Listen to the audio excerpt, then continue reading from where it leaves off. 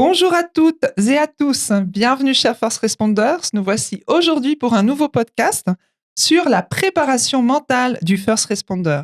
Nous avons tous un BLS AED ou un diplôme équivalent pour intervenir, mais sommes-nous réellement prêts? Nous avons avec nous Alexandra Bottoli pour en parler. Bonjour Alexandra. Bonjour.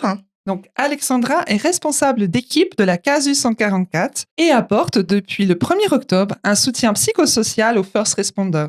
Amanta Nazutian est étudiant en médecine. Bienvenue Amanta. Bonjour, merci beaucoup pour l'invitation, merci beaucoup. Il est depuis 3 ans responsable des formations BLS AED pour les premières années de médecine à l'UNIGE et depuis la rentrée des cours de premiers secours à l'école primaire. Amanta est également First Responder et a déjà répondu à 14 reprises lors d'Alerte Save a Life. Bonjour Emilio. Bonjour. Emilio est First Responder. Il a déjà réalisé 3 interventions avec Save a Life et a suivi 3 formations, une simulation au SIS, urgence chez l'enfant et depuis peu, l'IAS 1. C'est exact. Alexandra Bottoli, pouvez-vous nous parler des motivations qui sont à la base de l'engagement à porter secours? Alors oui, en effet, quand on parle de motivation, il faut tout d'abord distinguer en fait 2 types de motivations. Les motivations, ce qu'on appelle intrinsèques, c'est-à-dire porter secours par plaisir, pour avoir une satisfaction personnelle ou une conviction profonde, et les motivations extrinsèques. C'est plutôt porter secours uniquement pour une récompense, éviter une punition, répondre à la loi qui impose de porter secours ou dans le cadre de son engagement également professionnel. Donc, il faut vraiment bien différencier ces 2 types de motivations qui peuvent donc amener les gens d'intégrer aussi un réseau de first responders. Dans les motivations intrinsèques, ça correspond principalement aux besoins en fait personnels un peu universels de chacun. On a besoin d'autonomie, on a besoin de reconnaissance, d'appartenance. Et tout ça valorise après, derrière, une satisfaction vraiment personnelle. C'est très interpellant. Je ne sais pas si je me suis un jour posé la question pourquoi j'étais devenue First Responder. Moi, je pense que c'est surtout une partie de curiosité. En fait, depuis tout petit, j'ai toujours été fasciné par les interventions d'urgence, que ce soit en observant les reportages ou les secours en train d'intervenir. J'ai donc aussi grandi avec cette curiosité-là, mais aussi un peu baigné dans ce milieu depuis assez jeune. Ça fait maintenant 6 ans que du coup, je fais partie du sauvetage de Genève, 2 ans que je le fais en tant que sauveteur confirmé. Donc avec le temps, j'ai ressenti un vrai désir de pouvoir aider concrètement les gens, les personnes en détresse, et avec les compétences que j'avais à ce moment-là, une des possibilités qui s'offrait à moi était donc devenir first responder. Diriez-vous qu'aider les autres fait partie d'un besoin fondamental de l'être humain, quelque chose qui nous anime finalement à l'intérieur? Vous parliez de motivation intrinsèque. Peut-être que derrière ces professions médicales, il y a justement ce besoin de porter secours qui répond à une vocation. Oui, tout à fait. Après, je pense qu'on a tous chacun un parcours personnel, une expérience de vie qui fait qu'à un moment donné, on a envie, du coup, de porter secours, d'aider les autres, de communication bienveillante, d'essayer d'être acteur du secours en ayant la possibilité de pratiquer des gestes de réanimation qui sont le BLS et l'AED et qui, on le sait actuellement, les first responders qui interviennent le plus rapidement possible, c'est eux qui vont être le premier maillon de la chaîne de secours. Merci beaucoup. Nous avons toutes et tous sans doute observé des mécanismes de pensée, des freins psychologiques qui peuvent nous bloquer au moment de passer à l'action. Quels sont-ils, Alexandra Bottoli? On peut avoir différents freins psychologiques, mais on a surtout ce qu'on appelle les biais cognitifs. Le biais cognitif, pour le résumer, en fait, c'est un mécanisme de pensée qui altère le jugement. C'est un processus, en fait, qui oriente la sélection et le traitement des informations reçues par le cerveau. Il s'agit d'un mécanisme systématique et la plupart du temps souvent inconscient en fait. Notre cerveau va utiliser à un moment donné dans une situation de stress un raccourci mental pour traiter l'information, souvent au détriment de l'objectivité et de la rationalité. Et ce qui peut être du coup impactant au niveau des premiers secours, au niveau des biais cognitifs dans les premiers secours, c'est le biais de panique en fait. Face à une situation stressante, le cerveau peut bloquer, paniquer ou fuir au lieu d'agir rationnellement. Cela peut entraîner une paralysie mentale ou des réactions inadaptées telles que la fuite ou la panique et donc une inaction en cas d'urgence. C'est ce qu'on retrouve principalement, notamment dans ce qu'on appelle le stress dépassé. Lorsqu'on est confronté à une situation impactante, on peut avoir différentes manifestations. C'est-à-dire qu'on peut avoir une réaction de sidération, on est complètement figé, on ne peut plus agir et participer donc activement à une situation. On peut avoir une réaction de fuite panique, une fuite impulsive, non raisonnée. On peut même les personnes peuvent aller même piétiner autrui. Et la dernière, c'est ce qu'on appelle un petit peu l'agitation psychomotrice en fait. C'est la réaction complètement inverse ou avoir un état d'excitation psychique. Ça, ce sont toutes des réactions immédiates inadaptées en cas de stress dépassé. Et dans un événement un petit peu impactant, on parle environ 25% des témoins qui peuvent avoir ces symptômes de réaction. Ces différents biais cognitifs sont plutôt une réaction inconsciente, alors que les freins psychologiques, c'est quelque chose qui va plutôt être réfléchi un minimum et analysé en fait. Quand on parle de freins psychologiques, c'est par exemple quelqu'un qui va avoir peur de mal faire, de casser des côtes, qui va avoir peur d'aggraver la situation. Donc ça, c'est plutôt des freins psychologiques qui vont du coup retenir la personne à passer à l'action. Donc, Amanda, tu participes depuis plusieurs années à des travaux de recherche dans le cadre de l'UNIGE concernant l'intérêt des étudiants à se former au BLS-AED. Est-ce que tu peux nous parler un petit peu des freins qui ont été identifiés dans le cadre de ces recherches ? Oui. Ces personnes, même s'ils sont étudiants en médecine, ils sont futurs professionnels de santé, ils ont quand même des barrières assez classiques comme la peur de faire faux, la peur de faire mal, la peur de ne pas avoir suffisamment de confiance aussi, de pouvoir faire une réanimation dans la vraie vie. Je pense que ces formations doivent non seulement former les gens sur le plan technique, mais surtout donner la confiance et la légitimité à toute personne qui souhaite devenir premier répondant. Ce sont vraiment des gestes à la portée de toutes et tous. Alors, tu ne t'es pas arrêté à la faculté de médecine. Donc, au printemps, tu as développé des cours de premier secours à l'école primaire. Donc, une initiative qui a eu un succès puisque depuis la rentrée, tu donnes enfin des cours à l'école primaire, des cours de premier secours. Peux-tu nous expliquer pourquoi il est aussi important de former les futurs citoyens à devenir des secouristes ou des first responders ? En fait, tout part d'une étude scientifique qui a été faite au Danemark, notamment, dans les pays du Nord, qui consistait à implémenter les premiers secours à l'école primaire relativement fréquemment pour que tous les enfants, futurs citoyens, soient formés, soient sensibilisés à aider son prochain, finalement.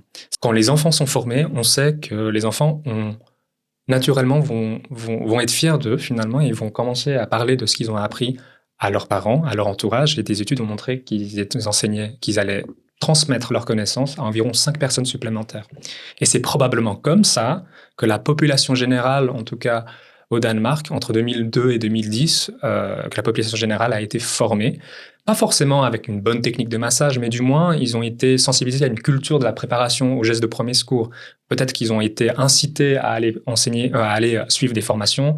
Ils ont commencé à connaître le numéro des urgences, qui est essentiel dans la chaîne de premier secours. Et je pense que ça, en tout cas, ça a lancé une culture, disons, de la préparation. Voilà. Donc, tu veux dire que l'enthousiasme est un facteur de transmission. Tout à fait. Les enfants ont clairement moins de barrières et sont beaucoup plus enthousiastes à l'idée d'apprendre à travers le jeu. Et finalement, au travers des enfants, on s'aperçoit que les barrières, elles se forment gentiment au fur et à mesure des années. Plus on prend de l'âge, plus en fait, on devient timoré et craintif. Donc, quels sont du coup les conseils que vous pourriez donner à Alexandra Bottoli pour gérer ces limites émotionnelles ? C'est déjà être capable de les identifier en fait. La première question, je pense, qui me semble essentielle quand le first responder va recevoir une alarme, c'est de se poser la question, est-ce que je suis en bonne condition moi-même pour intervenir ? Et c'est déjà primordial. Quand on intègre une organisation telle que Save a Life, on a envie, on a la motivation de porter secours. Mais malheureusement, il y a des fois des situations, des moments de notre vie, personnelle, familiale, professionnelle, qui fait qu'on n'est pas forcément en capacité de pouvoir agir, de pouvoir être au top à 100% tout le temps. Et je pense que c'est important d'identifier ces moments-là où on est un peu plus vulnérable, fatigué, contrarié par d'autres soucis et de se dire qu'on n'est pas en capacité émotionnelle pour agir. Laisser la place à d'autres personnes qui seront plus à même d'agir, de passer à l'action à ce moment-là. Merci Alexandra. Emilio, est-ce que tu as déjà vécu une intervention où le stress t'a submergé? Et est-ce que tu as appris depuis à le surmonter?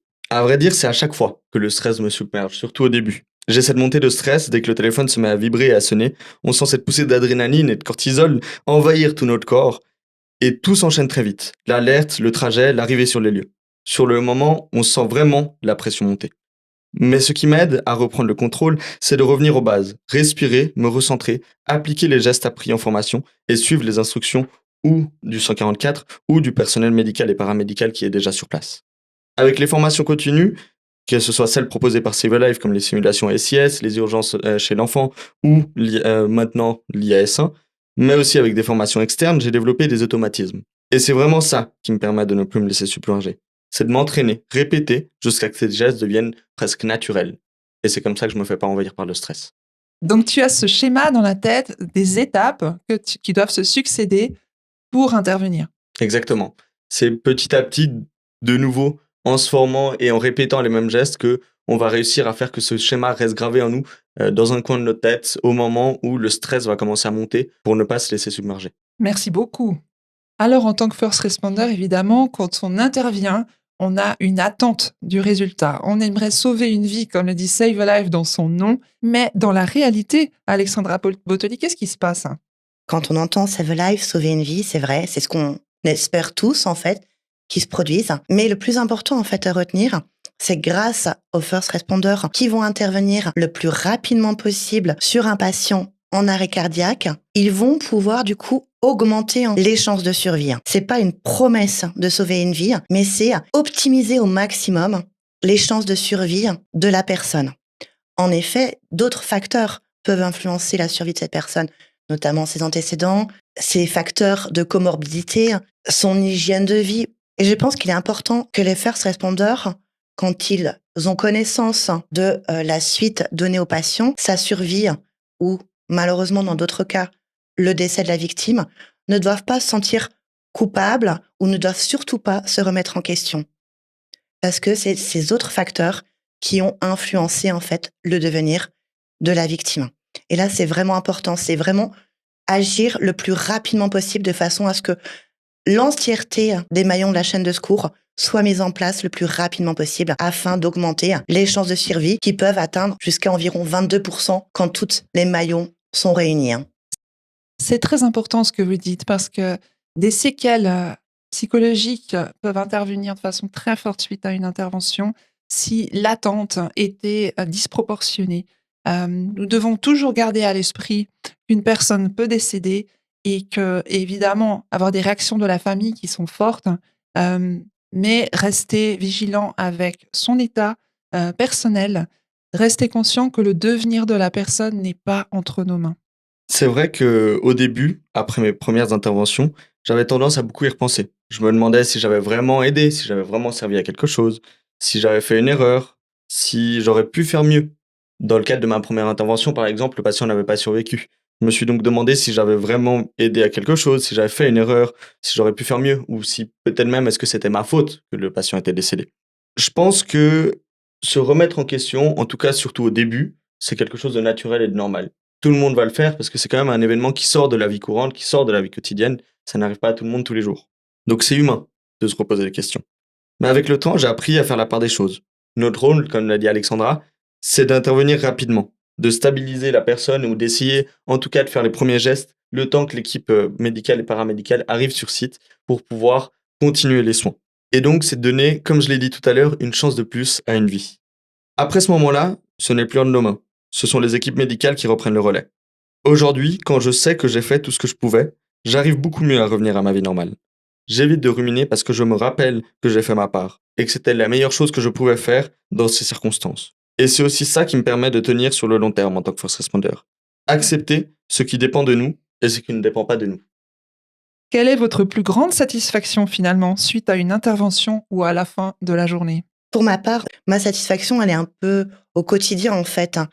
C'est du coup d'agir en répondant aux besoins des personnes, tout en respectant aussi mes propres valeurs. Et c'est vraiment, je pense que c'est faire l'association des deux qui m'apporte chaque jour pleinement de satisfaction dans mon travail, dans mon quotidien, dans ma vie personnelle. Magnifique. Je pense aussi que c'est ça. C'est de pouvoir se dire que finalement, on a essayé d'aider. Peu importe le résultat final, on était là, on était présent au moment où quelqu'un en avait besoin.